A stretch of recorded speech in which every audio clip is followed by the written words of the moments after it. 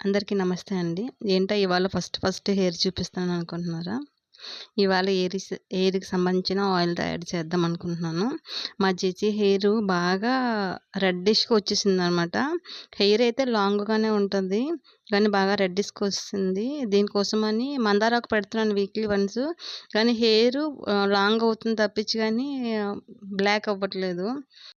దానికోసమని ఒక ఆయిల్ తయారు చేద్దాం అనుకుంటున్నాను. యూట్యూబ్‌లోని సెర్చింగ్ చేస్తే భృంగరాజ్ ఆయిల్ తయారు చేసి రాసుకుంటే బ్లాక్ వస్తది పిల్లల హెయిర్‌కి అంటే నేను ఈ ఆకు ఇక్కడ దొరికింది. దొరికితే తీసుకొచ్చి ఆయిల్ తయారు చేద్దాం అనుకుంటున్నాను.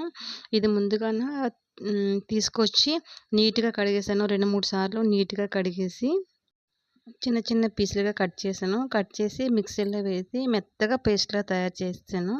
అది మిక్సీ చేసేటప్పుడు కొంచెం వాటర్ ఎయ్యాలి. ఎందుకంటే దాంట్లో ఆకు చాలా గట్టిగా ఉంటదది. రసం రాదు. అందుకే కొంచెం వాటర్ ఏసి మెత్తగా చూడండి పేస్ట్ ఇలా తయారు చేయాలా. ఇలా చూస్తే మెత్తగా వస్తది.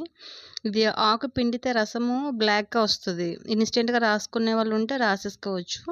నేను మా జెస్సీ కోసం కదా ఆయిల్ తయారు చేద్దాం అనుకున్నాను. అందుకని ఆ ఆయిల్ తీసుకున్నాను. ఇది మా ఇంటికాడ తెచ్చుకున్న ఆయిలే. నువ్వుల నూనె, కొబ్బరి నూనె మా అత్తయ్య గారు ఆడిస్తారు ప్రతి సంవత్సరం కూడాను. అత్తయ్య గారు ఇచ్చారు ఆయిల్ ఇది మాకు. అందుకనే మనకి హోమ్‌మేడ్ ఆయిల్ అయితే బావుంటది.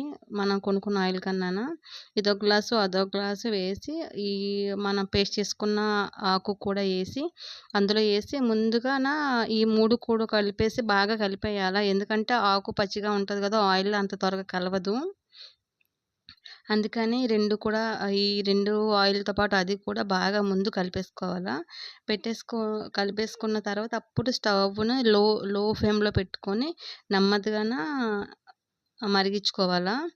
ఎందుకంటే గట్టిగా పెట్టడం వలన ఆకు మాడిపోతది. మాడిపోయి ఆకులో ఉన్న రసం మొత్తం దిగదు ఇందులోని. స్లోగా పెట్టుకుంటేనే ఆకులో ఉన్న రసం అంతా కూడాను నూనెలో దిగి నూనె గ్రీన్ కలర్‌లో వస్తది. డార్క్ గ్రీన్ వస్తది. ఆ కలర్‌లోని ఆయిల్ వచ్చేసిందంటే ఆయిల్ మరిగిపోయినట్టే. మనకి ఇది మరిగించినప్పుడు కూడాను అదొక ఎకట స్మెల్ లాగా వస్తుంటది. అది కొంతమందికి ఇష్టం ఉండదు ఆ స్మెల్లు. గానీ హెయిర్‌కి మంచిది రాసుకుంటే. ఇది ఆయిలు బాగా మరిగిన తర్వాత దీనికోసమని ఒక పలాచటి గుడ్డ తీసుకోవాలా.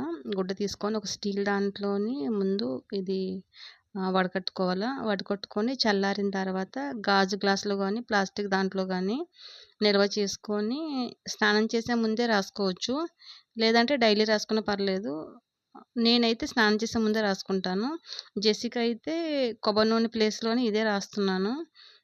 ఏమో చూడాలి. 15 డేస్ ఇలా 1 మంత్ రాసిన తర్వాత రిజల్ట్ ఎలాగుందని కూడా మీకు చూపిస్తాను.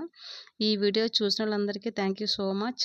నచ్చితే లైక్ చేయండి, షేర్ చేయండి, సబ్స్క్రైబ్ చేయండి ప్లీజ్.